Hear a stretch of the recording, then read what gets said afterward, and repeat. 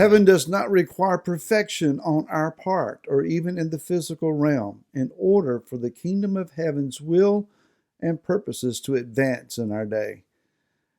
Hi, this is Barry Phillips with 10-Minute Torah, final day, day 5 of Torah portion Vayera.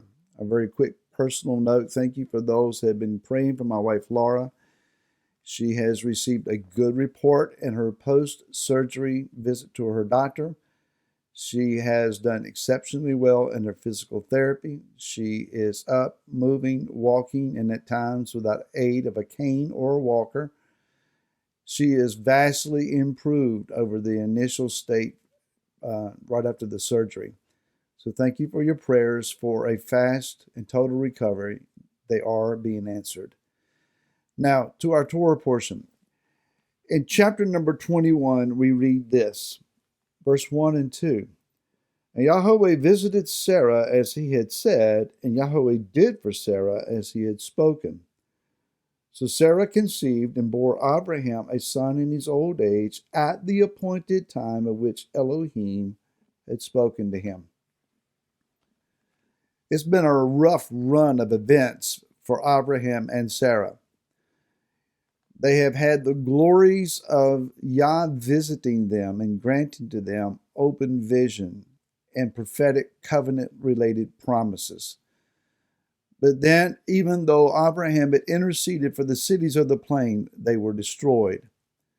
Lot escaped, which could have been good news, only to be tainted by the fact that he ended up in a cave having children with his own daughters.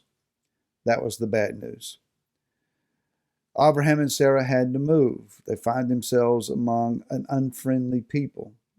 Sarah is taken because of the willingness of Abraham to misidentify the bride. Abimelech's home is struck down with a physical dilemma. We'll just put it that way. And Yah says to Abimelech, go to Abraham, he is a prophet, ask him to pray for you. He will pray and I will heal you. So Yah says, Abraham, you're going to have to pray for your adversaries in order for you to get your wife back. Abraham complies, prays for the one who took his wife, that they be healed, and Sarah is returned. Things have not been going well. It's been a rough series of events. At the time of this recording, our nation is in great dilemma and turmoil.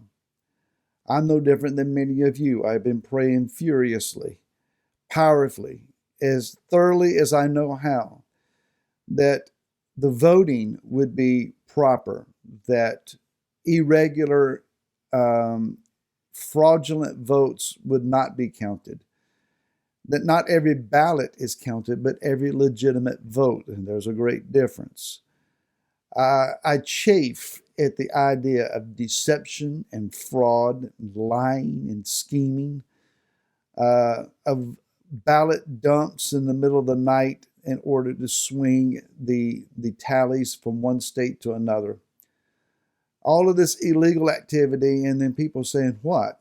I don't see anything wrong. Why are you fussing? Why are you upset? The balance of our nation is at stake. So again, let the legitimate votes be counted and let them fall where they will and let that be declared. But I've been praying powerfully against deception and fraud. It's hard then to turn around and pray for those that are the deceivers and those who are acting in fraud. How could I do that? If Yah said to do so, how would I do that? What would I pray? Yet Yeshua said to us, we are to love our enemies and that we are to pray for them and that we are to forgive them. That doesn't mean that we roll over and play nice at every situation, that we never say a word, that we never raise a hand, that we never defend ourselves. It has been fraudulently translated as such, but that's not the case. We stand and we defend righteousness. We stand and defend truth. And that's what we're looking for here. But Yah is faithful. I cannot overstate that in every situation, situations that are truthful and righteous or that are deceptive and filled with darkness, regardless, Yah is faithful. No matter who ends up being sworn in an inaugural situation in January of 2021, Yah is faithful.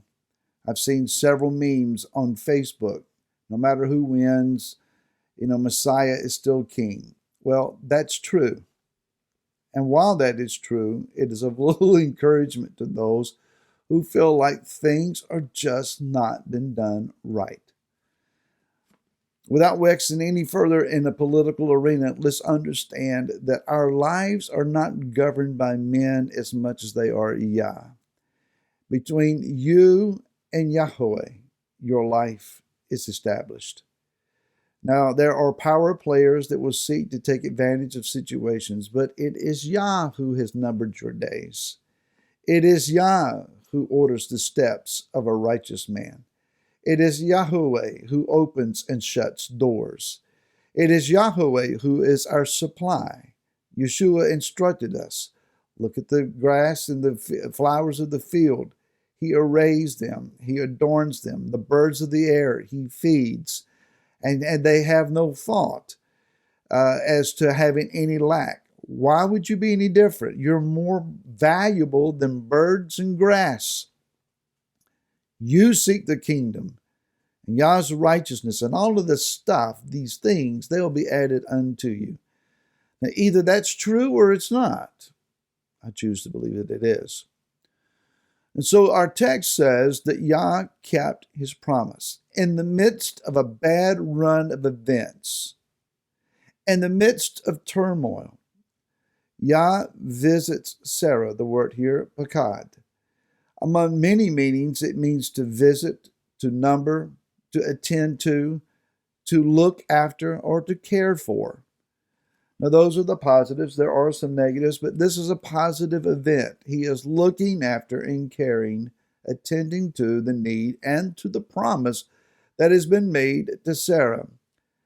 In the previous chapter, Abimelech had tried to put his hands on her and couldn't. Yah shut up their wounds, and rabbis say all the orifices of their bodies. Yah attended to his promise and brought to Sarah an opening of the womb, something that she'd been seeking for, longing for, praying for decades and decades, and it had never happened. Rashi says this: whoever seeks mercy by praying for a friend, and he himself needs that same thing for which he is praying on behalf of his friend, he will be answered first. Yah has a way of doing special things for his people. So Sarah, the bride, conceives and brings forth a son at the appointed time, at the moed. Let's understand this. The current crises and turmoil in this nation, it's not about November.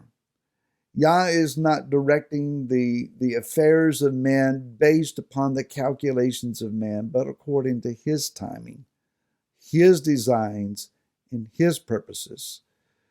Our job is to get in step with him, to understand how he's moving, the timing that he's moving in, and change our world focus to kingdom focus. Let's also understand that the word is very clear. Sarah conceived and bore Abraham a son. It was Sarah, not Hagar. And she's the one who conceived and bore a son to Abraham, not Abimelech. The world will say, Abimelech, he's probably the father. No, Yah says plainly in his word, it's Abraham. Abraham and Sarah conceived and brought forth a son, and according to the word of Yah, they named him Yitzhak, laughter, joy. What the world means for your and my defeat, what Hasatan is designed to usher in darkness and disorientation and disillusionment, Yah seeks to bring in light, joy, and laughter. May your homes be filled with such this Shabbat. Shabbat Shalom. We rejoice with you in our Elohim. We'll see you again next week.